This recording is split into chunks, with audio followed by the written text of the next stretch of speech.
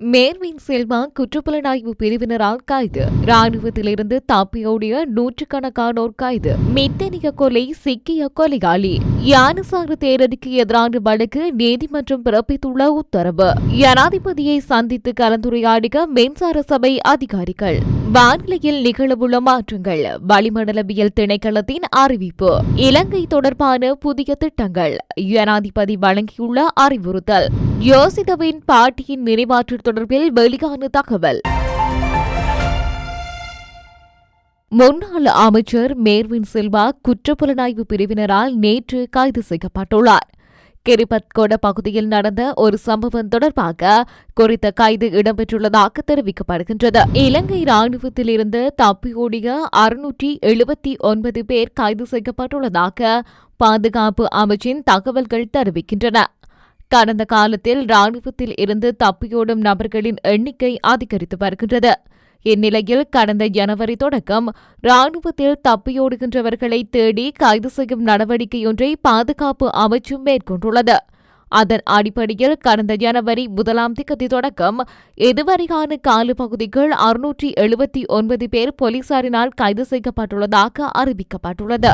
மித்தனிய கடபத்து சந்திக்கு அருகில் 2 குழந்தைகள் உட்பட 3 பேரை சுட்டு கொலை செய்த துப்பாக்கிதாரி மித்தனிய காவல்துறையினரால் கைது செய்யப்பட்டுள்ளனர். மோட்டார் சைக்கிளில் வந்த 2 அடையாளம் தெரியாத நபர்கள் கடந்த மாதம் 18 மகன் மற்றும் மகளுடன் மற்றொரு மோட்டார் சைக்கிளில் பயணித்த தந்தை ஒருவர் மீது துப்பாக்கிச்சூடு நடத்தியிருந்தனர். அதன்போது தந்தை சம்பவ இடத்திலேயே உயிரிழந்துள்ளதுடன் அவரது 9 வயது மகனும் 6 வயது மகளும் படுகாயமடைந்து வைத்தியசாலையில் அனுமதிக்கப்பட்டிருந்த நிலையில் உயிரிழந்துள்ளனர். அதனைத் தொடர்ந்து மேற்கொள்ளப்பட்ட விசாரணைகளில் கொல்லப்பட்டவர் 39 வயதுடைய கச்சா என்று அழைக்கப்படும் அருண விதானகமைக்கு என்பவர் என அடையாளம் காணப்பட்டார்.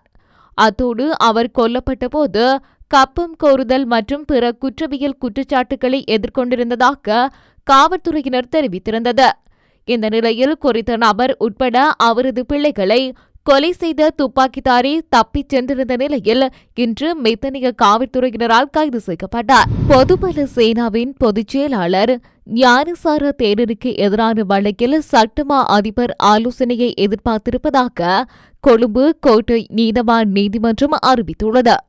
கடந்த 2016 ஆண்டு கொழும்பு கொம்பனி தெருவில் நடைபெற்ற கூட்டமொன்றில் இஸ்லாமிய மார்க்கத்துக்கு எதிரான கடுமையான நிபந்தனைகளை வெளிப்படுத்திய குற்றச்சாட்டின் கீழ் யானிசாறு தேரருக்கு எதிரான வழக்கு தாக்கல் செய்யப்பட்டது.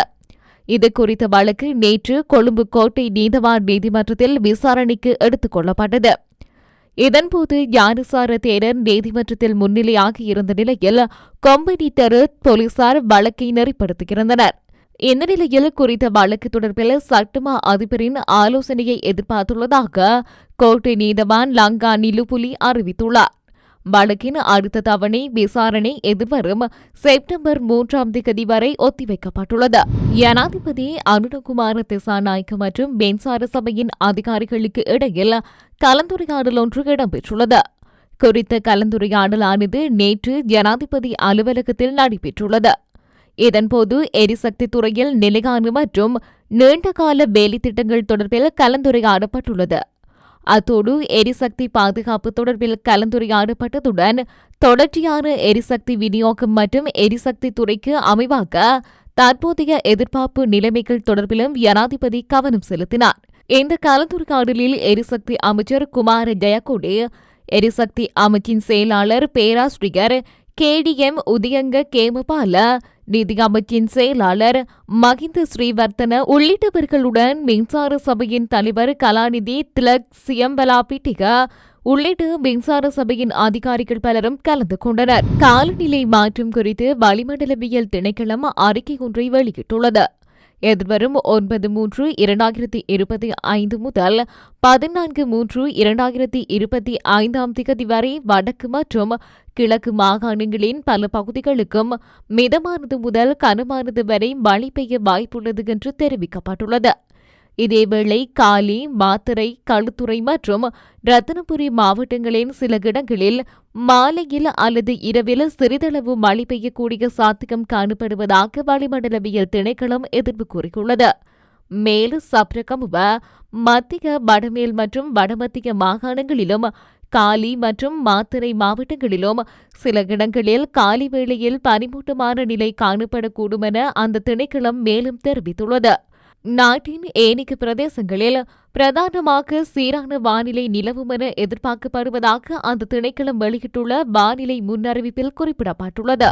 இலங்கையின் தனித்துவத்தை பிரதிபலிக்கும் வகையில் திட்டங்களை தயாரிக்குமாறு ஜனாதிபதி அனுரகுமார திசாநாயக்க அதிகாரிகளுக்கு அறிவுறுத்தல் வழங்கியுள்ளார். தேசிய பௌதீக திட்டமிடல் திணைக்களத்தின் அதிகாரிகளுடன் நேற்று ஜனாதிபதி அலுவலகத்தில் நடைபெற்ற சந்திப்பிலேயே ஜனாதிபதி அனுரகுமார திசாநாயக்க இதனை தெரிவித்துள்ளார். இதன்போது சம்பிரதாய கட்டுமானங்களுக்கு அப்பாலான சரியான நகர திட்டமிடல் முறையின் மூலம் இலங்கையை கவர்ச்சிகரமான சுற்றுலா களமாக மாற்ற முடியும் என ஜனாதிபதி சுட்டிக்காட்டியுள்ளார். நகர அபிவிருத்தியை திட்டமிடும் போது இலங்கையின் தனித்துவத்தை பிரதிபலிக்கும் வகையில் திட்டங்களை தயாரிக்குமாறு இதன்போது அதிகாரிகளுக்கு அறிவுறுத்தப்பட்டுள்ளது.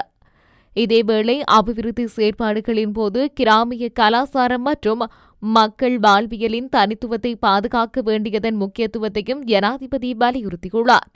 மேலும் நகரங்கள் மாத்திரமின்றி கிராம அபிவிருத்தியை மையப்படுத்தி நாட்டின் பொருளாதாரத்தை மேம்படுத்துவதற்கான அரசாங்கத்தின் வேலைத்திட்டம் தொடர்பில் இங்கு நீண்ட கலந்துரையாடல் இடம்பெற்றுள்ளதாக கூறப்படுகின்றது. முன்னாள் ஜனாதிபதி மஹிந்த ராஜபக்சவின் மகனான யோசித ராஜபக்ச மீதான பண மோசடி குற்றச்சாட்டில் நேற்று கைது செய்யப்பட்ட அவரது பாட்டி டெய்சி ஃபாரஸ்ட் விக்ரமசிங்கவின் நினைவாற்றல் தொடர்பில் நீதிமன்றில் சில கருத்துக்கள் முன்வைக்கப்பட்டுள்ளதாக தெரிவிக்கப்படுகின்றது.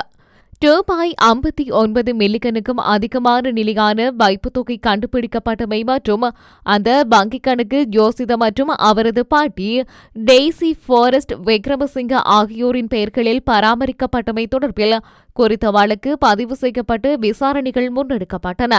இந்த விசாரணை குற்றப்புலனாய்வு துறையால் 2016 ஆண்டு முதல் இடம்பெற்று வருகின்றது. இந்த நிலையில் விசாரணைகள் தொடர்பாக வாக்குமூலம் பதிவு செய்ய 97 வயதான டெய்சி ஃபாரஸ்ட் விக்ரமசிங்க குற்றப்புலனாய்வு துறைக்கு நேற்று அளிக்கப்பட்டார். அவரது வாக்குமூலத்தை பதிவு செய்த பிறகு அவர் கைது செய்யப்பட்டு கடுவல நீதிமன்றத்தில் முன்னிலைப்படுத்தப்பட்டார். அப்போது குற்றப்புலனாய்வு துறையின் நிதி குற்றப்புலனாய்வு பிரிவு கூட்டுக்கணக்கு தொடர்பாக அவர் கைது செய்யப்பட்டதாக தெரிவித்திருந்தது. அதற்கான மூலத்தை வெளியிட முடியாது எனவும் பண மோசடி தடுப்புச் சட்டத்தின் கீழ் அவர் மீது குற்றச்சாட்டுகள் பதிவு செய்யப்பட்டுள்ளதாக அவர்கள் தெரிவித்திருந்தனர். இருப்பினும் பிரதிவாதியின் சார்பாக முன்னிலையான சட்டத்தரணி பிணை கோரலை முன்வைத்ததுடன் சம்பவம் தொடர்பான முதற்கட்ட விசாரணை 2015 தொடங்கப்பட்டதாகவும் சட்டமா அதிபரின் ஆலோசனைக்கான விசாரணை பிரிவின் கோப்பு 2017 தாக்கல் செய்யப்பட்டதாகவும் சுட்டிக்காட்டினார். இது தொடர்பில் நீதிமன்றில் உண்மைகளை முன்வைத்த சட்டத்தரணி, எனது எதிர்க்கட்சிக்காரர் முதலில் 10 ஆண்டுகளுக்கு முன்பு விசாரணைகள் தொடர்பாக ஒரு அறிக்கையை வழங்கினார்.